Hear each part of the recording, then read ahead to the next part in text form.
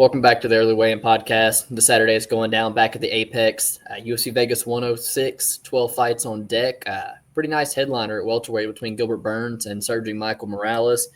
And banger at co-main should be chaos from the start between Paul Craig and Rodolfo Bellato.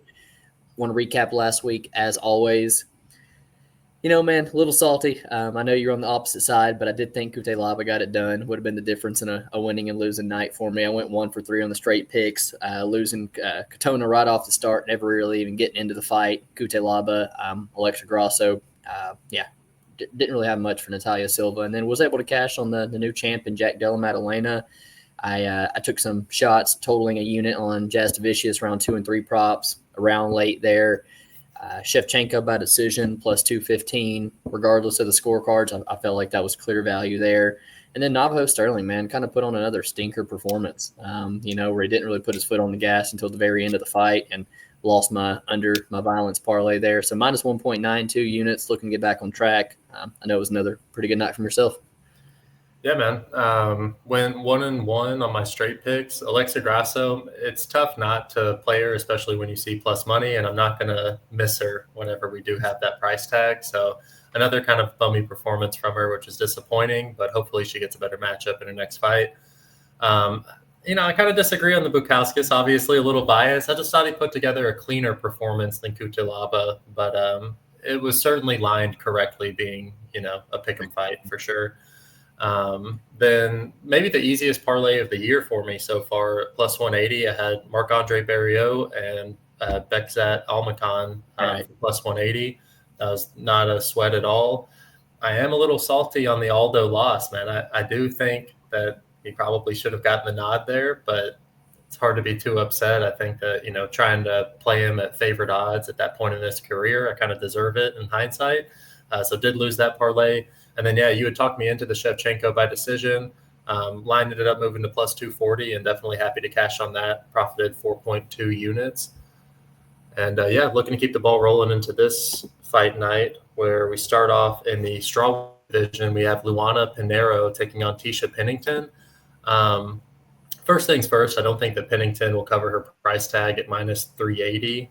She historically has had a really difficult time winning fights decisively, and I think that she's probably in for the same thing here. I think that she's got the defensive grappling to keep it on the feet. Seems like when Pinheiro is landing her takedown, she's landing hip tosses, and I think it's going to be pretty difficult to get under the hips of Pennington. I also think that she probably is going to be a little bit better at footwork. Pinheiro's a little she moves straight forward when she is moving, and I think Pennington does a good job of circling off the cage, getting her shots in, and she throws with a little bit more volume. And ultimately, I think that she'll end up getting the nod on the judges' scorecards ever so slightly, probably 29-28. So, even though I don't think she covers the price tag, I do lean Tisha Pennington. Also have her in the fantasy league, so I'm rooting for her. Kicking off the card, one of a bunch of underdogs I'm betting this week. I threw a half unit on Luana Pinheiro plus 280. Look, she's a younger girl here. She's the more physical girl here. I know she's on the losing streak, but backs up against the wall. Absolutely needs a win, or she's probably cut at this point. I think she has big round 1 upside. I think she clearly probably could go out here and win round 1 at a high clip, and could say the same for Tisha Torres for round 3, or Tisha Pennington in round 3. So ultimately, I think it comes down to round 2 and how the judges are going to score that. We got a girl who's a little bit more physical, throws a little bit harder, and you talked on it. Pennington struggles to separate in any of her fights. Older, no finishing upside, and probably a couple fights here from retirement, post baby, everything. So at plus 280, I think the lines should be a lot closer. Although I will say more times than not, I do think Tisha Pennington probably wins the decision here, but I think she should be minus 200, like I told you earlier, probably not minus 350 here. So worth a little dog shot to start off the night. We move up to the men's flyweight division, where we see Hudson Park taking on Carlos Hernandez. A fight you and I both on the underdog, Carlos Hernandez, for a unit at plus 150. I think Carlos is a guy who really doesn't wow you anywhere, but he's kind of solid everywhere, and he really makes guys work who want to grapple him, and that's what Hudson Park's going to do here. I think Carlos got pretty solid takedown defense, a really good get-up game, and he's clearly the better striker here. And so, Hunsung Park is a guy whose striking defense has gotten him in trouble in the past. He kind of got holes there, getting hurt on the feet. And if he can't get his grappling going, he's not going to look the favorite here. So I think Carlos has been tested in this department between better grapplers already. And so at plus 150, yeah, easy click for me. Yeah, I ended up tailing you on this one for the Carlos Hernandez bet. I mean, how many times do we have to see these guys who are coming off the road to UFC being overvalued? And finally, he's getting somebody who isn't Shannon Ross and a legitimate UFC caliber competition. Even though Carlos has kind of struggled to, similarly to Tisha Pennington, to really pull away in his fights, I think that this is one of his more winnable matchups that he's had in the past few years. I think that he can really set himself apart here. If anything, he's got a lot of grit. I do love that to possibly give the undefeated fighter his first loss, probably by decision. And, might look at throwing a half unit on the decision as well. So I'm glad that we're both on that for sure. Yeah. Moving back to the strawweight division, Denise Gomes taking on Elise Reed. We talked about this a little bit before the podcast started, man. I am very tempted to bet Elise Reed here. I think that when it comes to the feet, I think that she's a better striker. Just that's it. And I'm not willing to bank on Denise Gomez's power being the difference maker if the fight does stay on the feet. What I am worried about is if Gomez does get the grappling involved. Elise Reed has had some, problems with that in the past. And if she hasn't addressed that, then we could definitely see Gomez wind up on top and really start to dominate. But if this fight stays on the feet, I think Elise Reed covers that price tag and possibly even wins this fight. So I think the value side is obviously Elise Reed here, but Gomez is probably going to be the pick for me just because I think she has a little bit more paths to victory. Yeah, you and I see the fight the exact same, honestly, man. I think, you got the younger girl, Denise Gomes here, a little bit more activity, a little bit more dangerous, hits harder. Could probably push Elise Reed up on the fence and have some success, but without the grappling, man, it's really hard for someone to struggle or to cover a big price tag like this against Elise Reed. Her volume's pretty reliable. She covers range. She uses her distance pretty well. Man, I know it's already like plus 450, but a plus 700 decision, that's also out there and stuff. Man, I've even looked at a plus 3.5. Yeah, I've contemplated Elise Reed myself all week just because I fail to see Denise Gomes really going out here and covering this price tag a lot of times. So, yeah, I'll pick Denise Gomes by decision, but I think it's a lot closer of a fight, and I could be on the Denise or the Elise Reed side too, man. We're moving up to the 135-pound division where we see Luana Santos taking on Tainara Lisboa. Man, I could be talking to another underdog bet here on Tainara Lisboa. I think she's the way more technical girl on the feet, and that's where I think this fight's going to play out 9 times out of 10. I think Santos brings some power and tenacity, but as far as technicality and distance management, Lisboa's got her number all day, man. I think Lisboa is probably a little bit more physical girl of the two as well, and Luana Santos, I think if she finds any success, it will be with her grappling, but she's kind of like a Luana Pinheiro.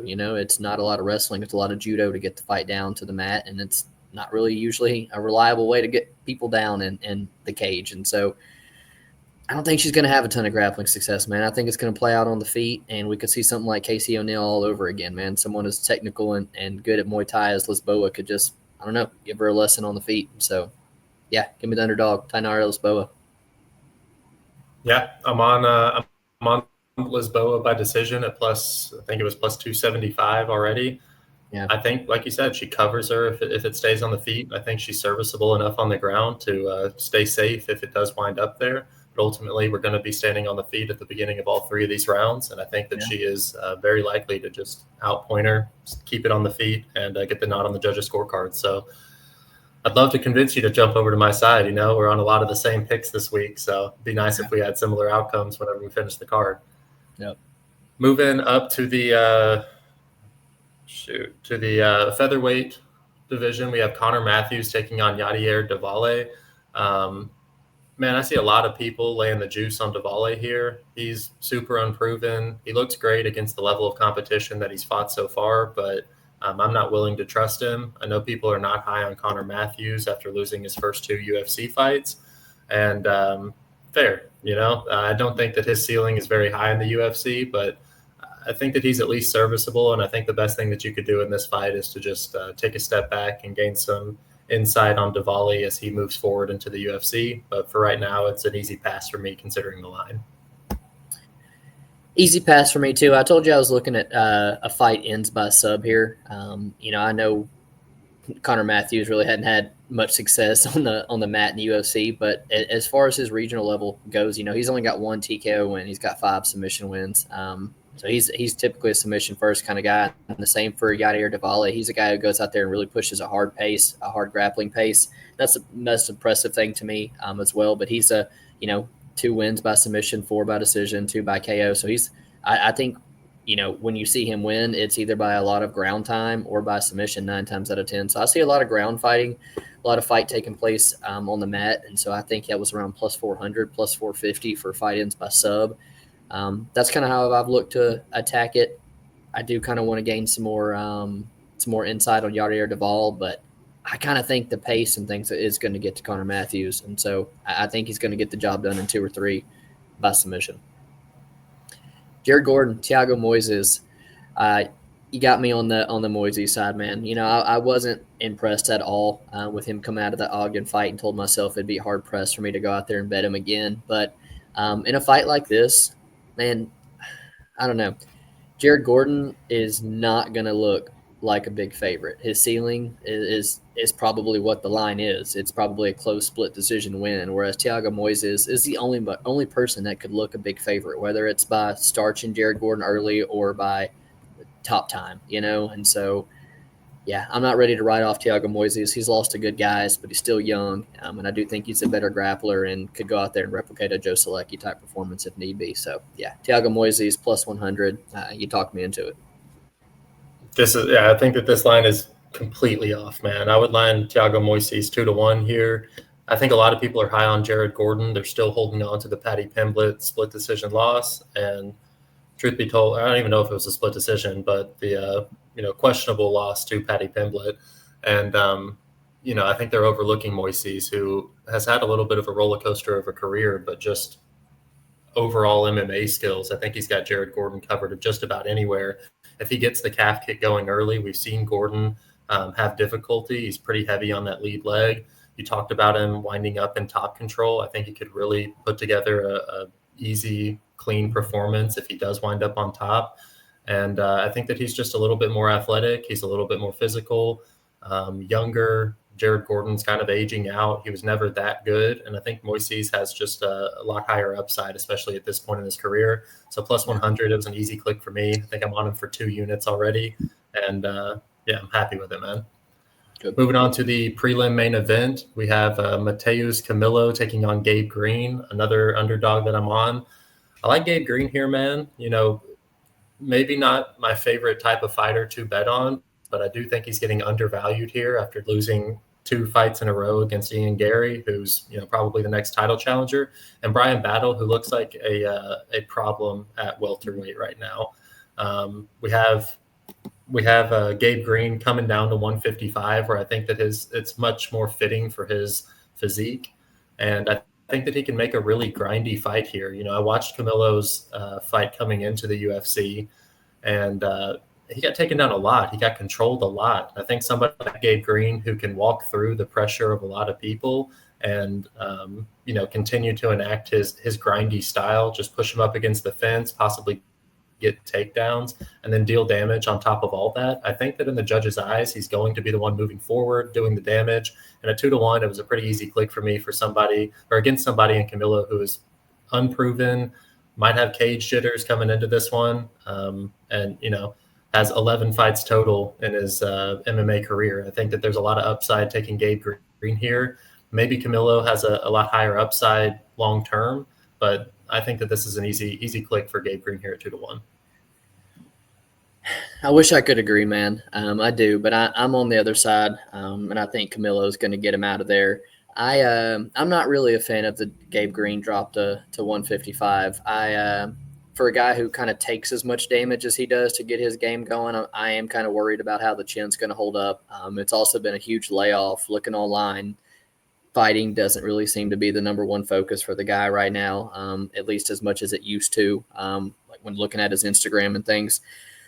I don't know, man. I just think Mateus Camilo is really, really good boxing. I like when he is on the feet. He makes guys pay. He knows how to work the body, and I think Gabe Green is going to be hard pressed to land takedowns. I think he could get some cage work, but anytime the fight's at the feet, just like the last fight that he did win, I think he's going to make those moments count and land them a harder shots. So I'm on the Mateus Camilo side.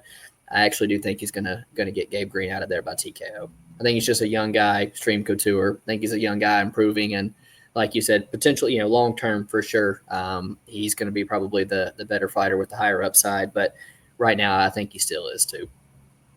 Main card starting off with a banger, man. Julian Erosa, always in fun fights, taking on Melquizael Costa. I think Costa's the first person with like 4 fights this year. Been super active lately. I think I don't know. Erosa has never been subbed, and Melquizael Costa is, a grappler at nature.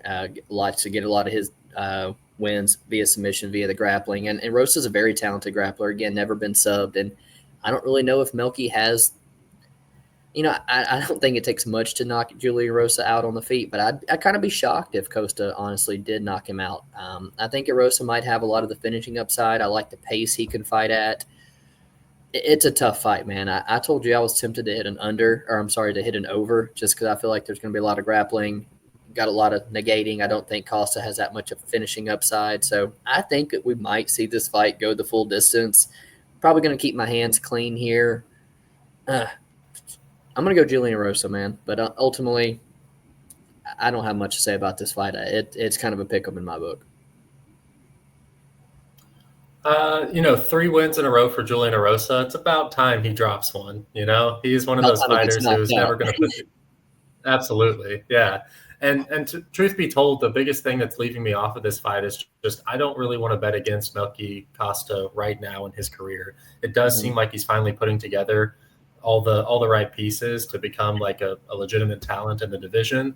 And I don't know, Julian Erosa is just that type of guy that name value could really push him forward in the rankings, and it's a good win to have under his belt. The only thing I am worried about is, like you said, if Costa can't get the respect of Erosa and Erosa does start eating those shots moving forward, he is a force to be reckoned with. But I'm just not convinced, man. I'm really not. I don't want to. If I could get Melky Costa at evens or plus money, I would be betting him here, but it's just one of those fights I'm totally fine laying off, seeing how it plays out. I think this fight's going to be a banger, maybe the people's main event on this card, man. But it's a layoff spot for me. I lean Costa. I think that he's just in a point in his career where he's better suited to come out on top more often than not here. So give me Melky Costa. Coming into the biggest dog of the card for both of us, I'm happy that we're both on him. Nursultan Rozaboyev taking on Dustin Stoltzfus at 185 pounds. We're both on Dustin Stoltzfus, man, and for good reason. I mean, I think barring him getting flatlined early, we've got all the upside here, man. He's got, good amount of UFC experience. He has, more volume when he is striking. God forbid he gets some of these takedowns, man. We saw Joaquin Buckley exploit the takedown defense of Rozaboyev. Now we've got somebody in Dustin Stoltzfus who's taken down better fighters, is much bigger than Joaquin Buckley. Right. It could really just dominate if he winds up on top here, man. I think that this is just an egregiously terribly numbered fight right here. So I'm hopping on him for 1.5 units. I think we're both kind of saving a 0.5 units to add on to it for a full 2-unit play at plus 250. Yeah, Stoltzfus might be a all-time play right here, man. I'm happy that we're both on him. Yeah, no. We were talking about plays earlier in the week and things, and you said there's a generational money-making opportunity this weekend, and we both so happened to think it was Dustin Stoltzfus, man. I'm with you, dude. I think it's a grappling clinic on Saturday. Sure. The danger is in round one, but if he does not get flatlined in round one, Dustin Stoltzfus is winning this fight via grappling. It's I don't know. I think it's one of the most off lines in a long time as well. And a guy in Dustin Stoltzfus who's starting to put things together, going out there and submitting guys like Punahele, that's just as much power as Rozaboyev is going to have. Going out there and starching Marc-Andre. I mean, I hope he doesn't fall in love with his hands, but confidence has got to be at an all-time high for Dustin Stoltzfus right now. And right into a fight like this, happy to take him plus 250. And yeah, holding on a half unit in case there's some crazy line movement and can get even a better price tag come Saturday. Moving on up, man, at 155, we got Super Sadiq Yusuf taking on Marion Santos. So look, this one's a little tricky. I kind of wanted to play the Marion Santos side just because I think Sadiq Yusuf is I don't want to say past it, but kind of past it, man. I don't know if MMA is really what he thinks is going to be his career anymore. He's not near as active as he used to be. I know he's been dealing with a lot of injuries. He's a guy who's already been getting hurt in every single fight, man. Whether, I could pretty much go through all of them. Diego Lopez, Arnold Allen, Edson Barboza. I mean, the dude's hurt in every single fight. And so I kind of wanted to play Marion Santos here. I didn't really like the price tag, and I don't like him coming up to 155 on semi-short notice. But I think it's a good spot for him, and I think he's going to land his shots on the feet. I think this is a different style of fight. I just tried to fade him last time out with what's his name, Francis Marshall. And I, honestly, man, yeah, I think that's robbery of the year right now. I really thought Francis Marshall had that one, but I think it's a different fight. I don't think Yusuf is going to be able to press that grappling, have that pace, and I think if Yusuf honestly is not getting the job done in one, I think he slows down, and I think he's going to get TKO'd in 2 or 3. And so Marion Santos at plus 410 TKO for a half unit. It's kind of like the Ponzinibbio fight last week, man. I'm getting plus 400 on a guy with power, with really good counter boxing against a guy who showed me he gets dropped in every single fight. So yeah, Santos plus 410 TKO, much better than playing minus 130 for the money line in my eyes. Yeah, I love that. I've been on the Marion Santos side. I bet him against Francis Marshall, so I disagree, but I'm with you. I think a lot of people are looking to fade him because they were on the Francis Marshall side, and it's just not the move, man. He's 24 years old. I think if he could incorporate some grappling into his game, he'd be first on the list to join the fighting nerds. But I really think that he could put together a really solid performance here against Sadiq Yusuf, who I liken to David Onama. Just sometimes he's kind of looks like a fish out of water when he gets tagged on the feet. He doesn't really know how to defend himself. And I think that Marion Santos is somebody who's fast enough to expose the holes that he has on the feet. So give me Marion Santos here. I like the what'd you say the TKO was? Are you on it right now? Yeah, plus 410 for half unit. Yeah, dude. I'd probably find me on that as well. I like that spot for sure, rather than trying to bet him at favorite odds here. Still a little bit unproven, but given that that's his main path to victory, 24 years old, he has the speed advantage here. I think that this is a good fight for him to showcase his skills and maybe break into that top 15 right here. Yep. Moving on to the co-main event, we're in the light heavyweight division between Paul Craig and Rodolfo Bellato. The tape study that I did on Bellato, he's got a lot that I don't like about his game, man. He is somebody who puts himself into some pretty tough situations pretty regularly. And the best thing that he has going for him is he's got a lot of grit, even though he is, I don't know, man, he's just a dog. So he's been able to pull out in a lot of these fights just out of pure grit. And I think that Paul Craig is somebody who if you can keep yourself, safe when it does wind up on the ground. Paul Craig doesn't have much that he's offering as far as danger. So the only way that I'd look to play this is Paul Craig by submission plus 700. But outside of that, I don't want to touch this fight with a 10-foot pole, man. Bellato isn't clean enough for me to bet him at favorite odds.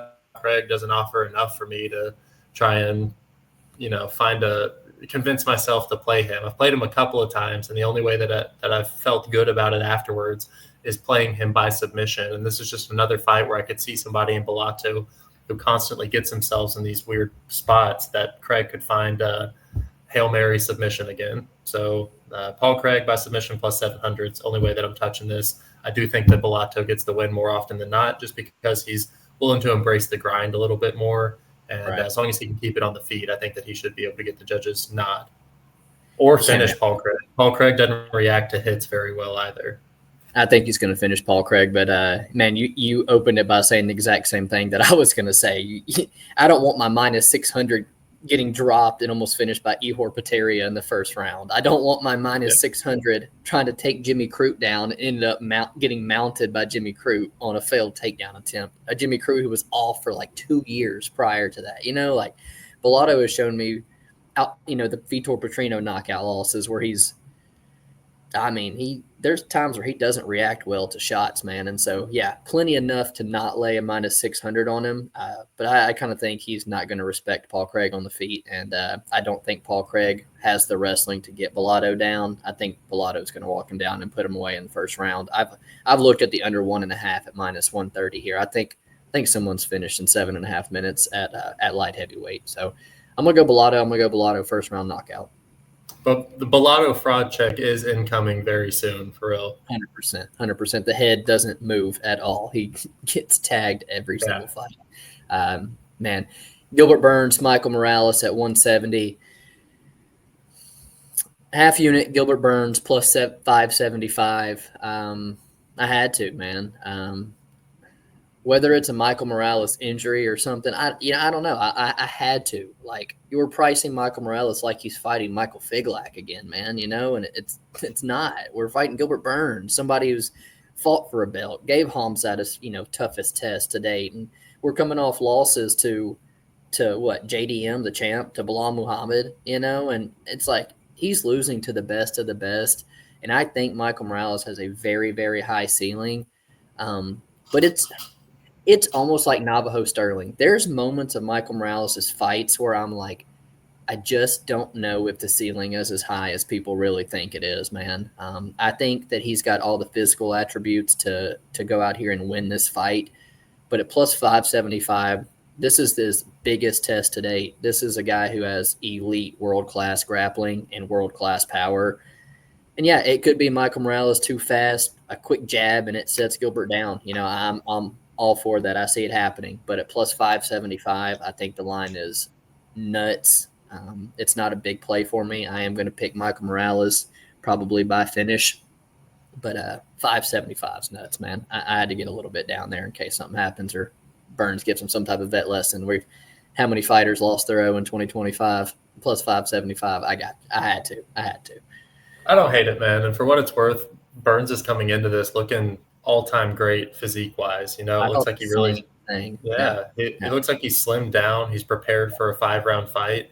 And I go back to the Stephen Thompson fight where I was just like, I know that Burns understands the game plan he needs to fight a long, fast striker like Magny as well. But that Stephen Thompson fight, he landed 3 of 6 takedowns. He just needed 1 a round to be able to bank over 3 minutes of control time for 2 out of those 3 rounds.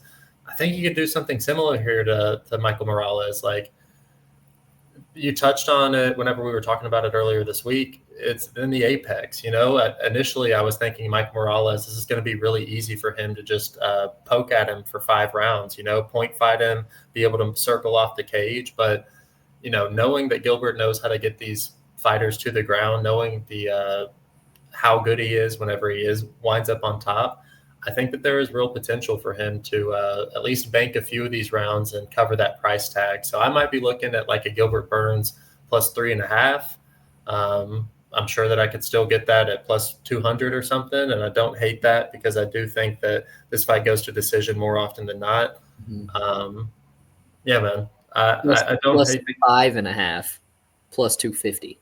Yeah. So yeah, I'm more than comfortable playing that plus 5.5. And then it covers if the UFC is really trying to push their guy in Michael Morales. I think they'd like to see him win, but I wouldn't be surprised if Gilbert isn't at least able to bank a couple of these rounds on the judges' scorecard simply by getting the fight to the ground and remaining on top. Maybe I convince you for another half unit on Burns plus 5.5, just kind of hedge a little bit. Yeah. But yeah, I think that's how. I think more often than not, we see Morales being able to point fight him. He's just a little bit longer, a little bit more athletic, a lot faster.